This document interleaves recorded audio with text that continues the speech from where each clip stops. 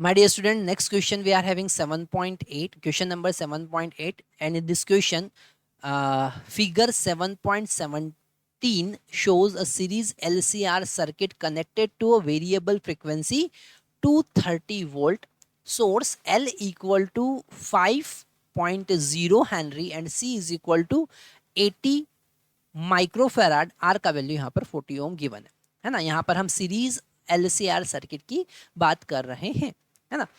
यहाँ पर जो फर्स्ट पार्ट है वो पूछ रहे हैं कि determine the source frequency which derive the current in resonance. Okay, अगर हम रेजोनेंस की बात करें तो रेजोनेंस में जो फ्रीक्वेंसी होगा, हम ए वाला पार्ट यहाँ पर सॉल्व कर रहे हैं, ठीक है। एट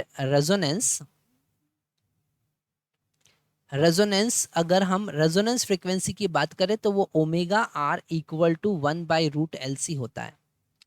ओके, रेजोनेंस फ्रीक्वेंसी जिस पर करंट मैक्सिमम होता है। ओके, सर्किट रेजोनेंस में होता है, इंडक्टिव बिहेवियर कैपेसिटिव बिहेवियर को नलीफाई कर देता है, कैंसिल कर देता है। तो omega R equal to 1/√L। L का वैल्यू यहाँ पर हमारे पास में गिवन है 5 हेनरी और सी का वैल्यू यहाँ पर गिवन है 80 इंटू 10⁻⁻6 लिखेंगे हम, है ना।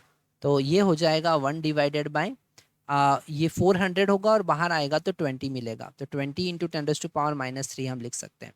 तो ओमेगा आर इक्वल टू ये ऊपर जाके 1000 हो जाएगा, तो 1000/20 ये कैंसिल करेंगे तो हमको मिलेगा 50 रेडियन पर सेकेंड। यहाँ पर ओमेगा की बात हो रही है, तो 50 रेडियन पर second is the angular frequency. अगर आपको इसको लीनियर फ्रिक्वेंसी में कन्वर्ट करना है तो 2π से आप डिवाइड कर सकते हैं।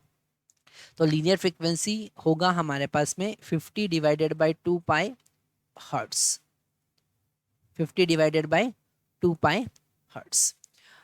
यहाँ पर अब हम बी पार्ट सॉल्व करते हैं। बी पार्ट में गिवन है, क्या गिवन है एक बार देख लेते हैं। Obtain the impedance of the circuit and amplitude of current at the resonance. बहुत इजी क्वेश्चन हो जाता है। अगर हम इम्पीडेंस की बात करें रेजोनेंस पर तो आर के बराबर होता है, इम्पीडेंस आर के बराबर होता है। अगर बी की बात करें हम यहाँ पर, बड़ा इजी क्वेश्चन है ये।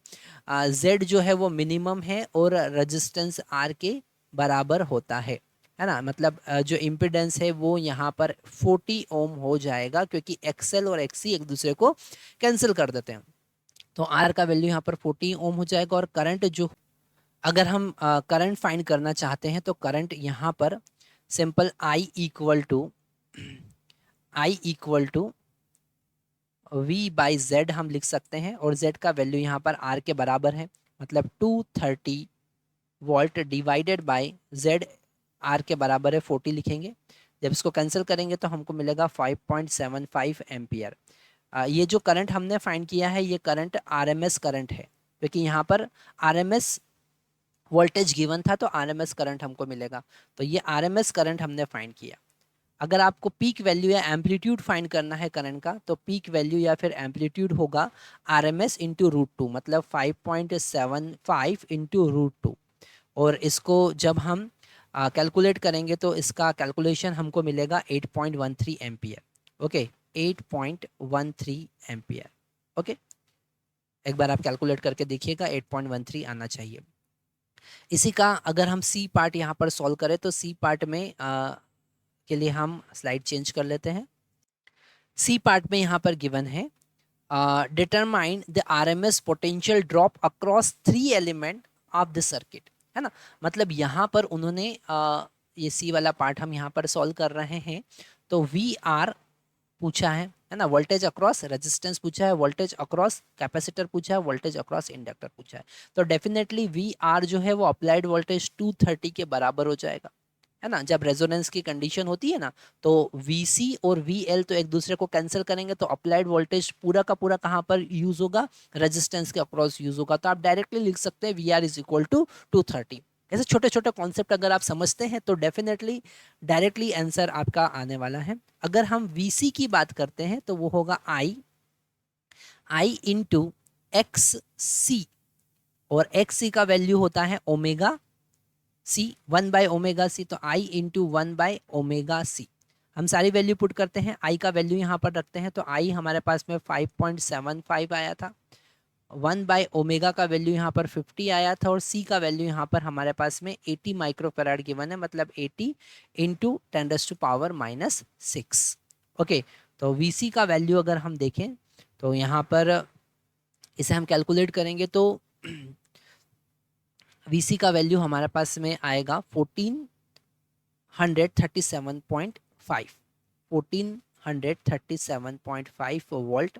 ओके, ये आप जब कैलकुलेट करेंगे है ना, यहाँ पर ये 4000 हो जाएगा, ऊपर 10⁻+6 हो जाएगा, और जब कैलकुलेट करेंगे तो आपके पास में वीसी का वैल्यू इतना आएगा। और यहाँ पर डायरेक्टली आप लिख सकते हैं कि V L is equal to V C at resonance. तो यहाँ पर वी एल भी हमारे पास 1437.5 वोल्ट आने वाला है ना।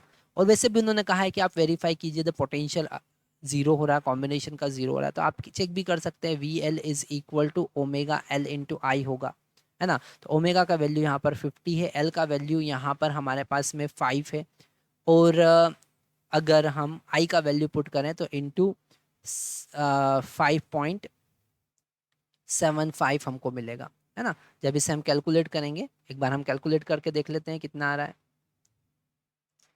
इसे एक बार आपको जरूर कैलकुलेट करके देखना चाहिए, ये एग्जैक्टली 1437.5 वोल्ट ही आ रहा है ना। तो ये हम वेरीफाई कर सकते हैं कि दोनों के अक्रॉस वोल्टेज इक्वल होगा। यहाँ पर फेजर डायग्राम की हेल्प से भी रेजोनेंस की कंडीशन पर जो एल और सी के अक्रॉस नेट पोटेंशियल होता है वो जीरो होता है, आप एक्सप्लेन कर सकते हैं।